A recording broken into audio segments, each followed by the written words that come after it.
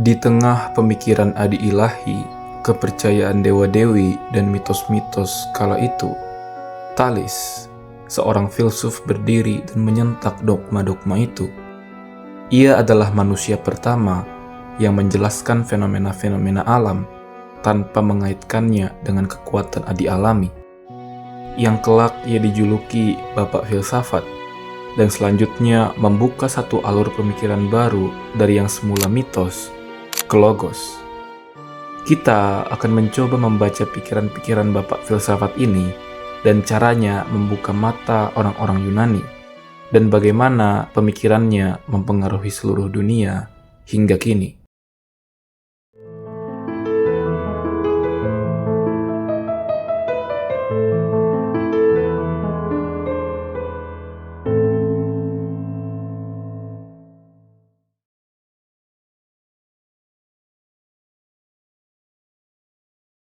Pada waktu itu, sekitar abad ke-6 sebelum Masehi, seorang lelaki mengetahui dan menyadari satu hal, bahwa orang Yunani kala itu mendeskripsikan fenomena alam dengan kehendak dewa. Semua peristiwa dan kejadian di alam dipandang sebagai sesuatu yang berasal dari kemauan dan keinginan para dewa dan dewi di atas sana. Lelaki itu bernama Thales. Thales ragu dan skeptis dengan pandangan adi ilahi seperti ini. Pikirannya tak bisa menerima bahwa ternyata petir terjadi karena amarah dewa Zeus, atau badai terjadi karena amukan dewa Poseidon yang begitu dahsyat. Thales mengkritik pemikiran mistis orang-orang Yunani pada saat itu. Ia mencoba untuk menghindar dari segala penjelasan alam yang katanya disebabkan karena ulah para dewa yang bertindak dan berperilaku layaknya manusia atau antropomorfis. Ia mencoba menjelaskan berbagai gejala alam pada saat itu tanpa menghubungkannya dengan kehendak-kehendak ilahi, melainkan dengan sebuah pendekatan yang kini disebut metode ilmiah. Salah satu kata-katanya yang terkenal adalah "You don't need happy to make the Nile float", di mana dengan kalimat ini ia menjelaskan bahwa fenomena alam dapat dipelajari dan dipahami dengan penjelasan-penjelasan yang rasional tanpa melibatkan kehadiran dewa-dewi. Misal fenomena gempa. Ia berpendapat bahwa bumi sebenarnya mengambang di lautan luas, dan gangguan di lautan terkadang menyebabkan bumi berguncang atau bahkan retak, seperti yang terjadi pada perahu besar. Jawaban Thales yang hanya menggunakan pemikiran yang spekulatif jelas tidak bisa dibandingkan dengan penjelasan modern yang sudah menggunakan alat-alat yang canggih. Namun, setidaknya penjelasan semacam ini jauh lebih rasional jika dibandingkan dengan amarah dewa Zeus. Selain menjelaskan fenomena alam, Thales juga menjelaskan berbagai bidang ilmu, mulai dari filsafat, sejarah, sains, matematika, geografi, sampai politik. Pada zaman itu, Thales adalah seorang pemikir yang sangat terkenal dan terpandang di Yunani. Ia dikenal selalu berpikir dimanapun dan kapanpun. Satu kali diceritakan bahwa Thales sedang asik berjalan sambil mengamati benda-benda langit. Tak sadar, akhirnya ia terjatuh ke dalam sumur. Seorang perempuan tua yang melihat hal itu menertawakannya sambil berkata, "Oh Thales, bagaimana bisa engkau menguasai pengetahuan tentang langit di atasmu, sementara tidak mengerti apa yang ada di bawah kakimu?" Kisah ini sebenarnya hanyalah anekdot yang dapat diambil maknanya dari berbagai sisi. Selain itu, Thales pun dikenal karena keputusan untuk tidak menikah. Pada suatu waktu, Solon, seorang filsuf, pergi mengunjungi Thales di kota lain, yaitu kota Miletus. Saat berbincang-bincang dengan Thales, Solon bertanya, "Wahai Thales yang bijak, mengapakah engkau tidak menikah atau memiliki anak?" Thales menjawab, "Nanti akan kuberitahukan alasan dari keputusanku itu kepadamu." Solon kemudian berjalan-jalan di kota Miletus. Tak sengaja ia bertemu dengan seorang pemuda yang baru saja tiba dari Athena. Pemuda itu berkata, "Ada pemakaman seorang pria muda yang meninggal saat ayahnya sedang pergi. Ayahnya adalah orang terpandang di Athena." "Oh, kasihan," kata Solon dengan wajah khawatir. "Tapi siapa nama ayahnya? Siapa tahu aku mengenalnya, sebab aku juga berasal dari Athena." Pemuda itu menjawab, "Katanya nama ayahnya Solon." Mendengar jawaban pemuda itu, Wajah Solon pun terkejut, sedih, dan hatinya sangat hancur. Tiba-tiba datanglah Thalis. "Solon, mengapakah engkau bersedih?" tanya Thalis. Solon menceritakan perihal kematian putranya. Akan tetapi, Thalis hanya tertawa dan berkata bahwa pemuda itu tidak datang dari Athena. Dia adalah rakyat Miletus, seorang aktor di kota ini yang kusewa untuk bercerita kepadamu. Solon sangat terkejut mendengar kata-kata Thalis sambil berkata, "Wahai Thalis, mengapakah engkau melakukan hal ini? Ini kulakukan untuk menjawab pertanyaanmu, sahabatku. Engkau bertanya, mengapa aku tidak menikah dan punya anak? Sekarang, kau mengetahui alasan keputusanku, perihal mengapa aku tidak menikah atau memiliki anak," ujar Thalis. "Lihatlah dirimu, Solon. Kehilangan anak itu sungguh menyedihkan, bukan? Bahkan seorang filsuf sepertimu saja bisa jatuh dan bersedih karena itu. Aku tak siap memiliki istri dan anak. Aku tak siap ketika harus kehilangan mereka kelak. Aku tidak memiliki anak karena aku mencintai mereka."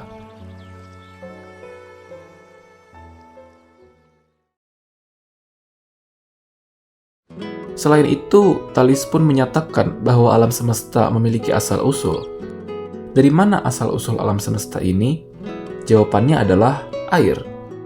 Menurut Thalis, alam semesta ini tersusun dari substansi yang sama, yaitu air. Semuanya berasal dari air dan akan kembali menjadi air. Panas dapat mengembalikan logam ke keadaan cair. Air menunjukkan perubahan yang dapat dirasakan lebih jelas daripada unsur-unsur lain yang disebut, dan dapat dengan mudah diamati dalam 3 keadaan: cair, uap, dan es. Air dapat terbentuk dari tanah. Dapat dengan mudah diamati bahwa air memiliki kapasitas untuk mengental menjadi tanah. Air pun adalah sumber kehidupan bagi manusia. Bagi Thalis, air memiliki potensi untuk memelihara dan menghasilkan seluruh kosmos. Bahkan api, matahari, bintang-bintang, dan bahkan kosmos itu sendiri dipelihara oleh penguapan air. Thalis menyatakan bahwa air adalah prinsip dari segala sesuatu, karena ia melihat bahwa segala sesuatu bergantung pada kelembapannya, dan kelembapan itu berarti kadar airnya. Kiranya sesuai untuk menjadikan air ini sebagai prinsip segala sesuatu, di mana di sanalah ditemukan manfaat dan kekuatan segala sesuatu. Melihat pembiakan binatang dalam bentuk air, benih, dan biji tanaman selama masih segar dan produktif. Bumi itu sendiri hidup dan pulih kembali melalui pengairan atau irigasi. Lumpur tidak lain berasal dari sisa dan endapan air. Udara juga dapat dikatakan sejenis hembusan dari perluasan air. Bahkan, api tak mungkin menyala atau terjaga nyalanya tanpa adanya kelembapan tertentu. Intinya, manusia, hewan, tumbuhan, dan segala hal di dunia ini berasal dari air.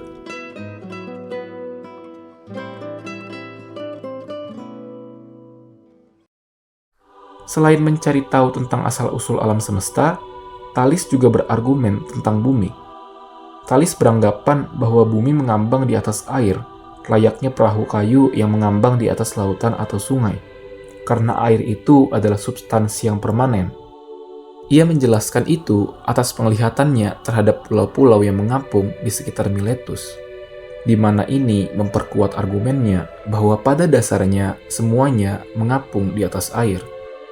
Ia menentang pandangan yang mengatakan bahwa bumi hanyalah seperti tubuh manusia, yaitu Dewi Gaia. Selain itu, Thalis juga beranggapan bahwa bumi itu bulat. Ia beranggapan seperti itu dengan berbagai argumentasi.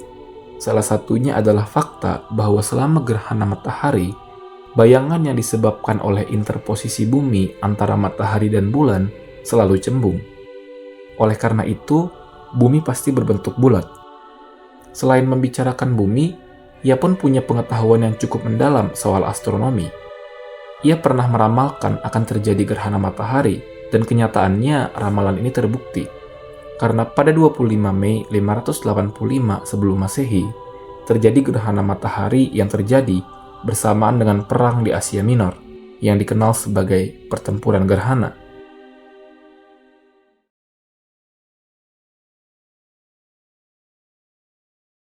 Lalu, bagaimana pandangan Thales tentang jiwa?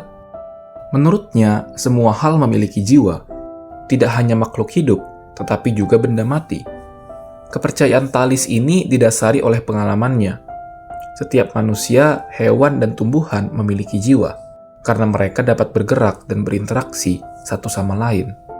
Benda mati pun juga memiliki jiwa.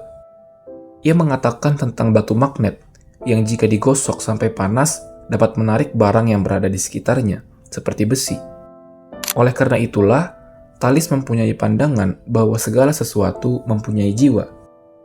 Kemudian, Thales pun mendefinisikan realitas yang ada di alam semesta ini. Menurutnya, definisi realitas berasal dari unsur tertentu, bukan dewa-dewi.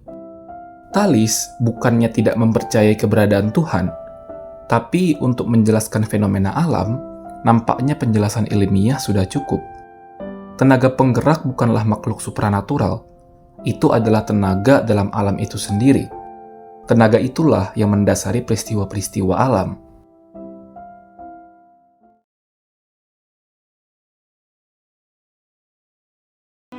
Atas segala kepintaran dan daya intelektualnya yang luar biasa, Thales mendirikan satu sekolah filsafat baru. Di sana, Thales mengajarkan murid-muridnya tentang sifat materi dan sifat perubahan. Tetapi di situ, Thales menegaskan bahwa murid-muridnya tidak harus mengikuti ajaran gurunya. Murid-murid Thales dibebaskan untuk menyelidiki alam dan membuat pemikiran-pemikiran tentangnya. Kemudian, pemikiran itu didiskusikan dan diperolehlah ilmu pengetahuan yang terus diperbarui. Orang-orang Yunani pada era Thales memang dikenal suka mempertanyakan segala hal tentang alam, dan selanjutnya membuat satu konsep dari alam itu. Kemudian mereka akan mendiskusikannya bersama demi perkembangan ilmu pengetahuan. Thales sangat dihormati karena kebijaksanaannya dan diakui sebagai orang bijak Yunani kuno yang paling terkemuka. Oleh karena itu, namanya dimasukkan ke daftar 7 orang bijak Yunani.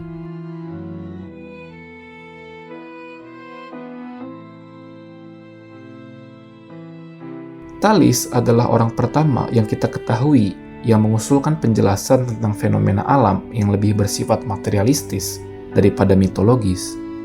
Pola pemikirannya yang baru itu menjelaskan fenomena alam dengan akal dan rasionalitas, bukan dengan kepercayaan adi ilahi. Aristoteles, satu filsuf Yunani, mengakui Thales sebagai filsuf pertama yang mencoba berpikir tentang sesuatu secara ilmiah. Walau nantinya argumen-argumen Thales banyak dibantah, termasuk oleh Aristoteles sendiri. Thales telah membuka pola pikir dan sudut pandang baru tentang dunia. Ia menginspirasi pemikir-pemikir dan filsuf-filsuf setelahnya untuk terus mencari pengetahuan. Sampai kini, Thales telah mengilhami seluruh dunia dengan rasa ingin tahu dan pendekatan ilmiahnya terhadap pertanyaan-pertanyaan tentang fenomena alam. Terima kasih.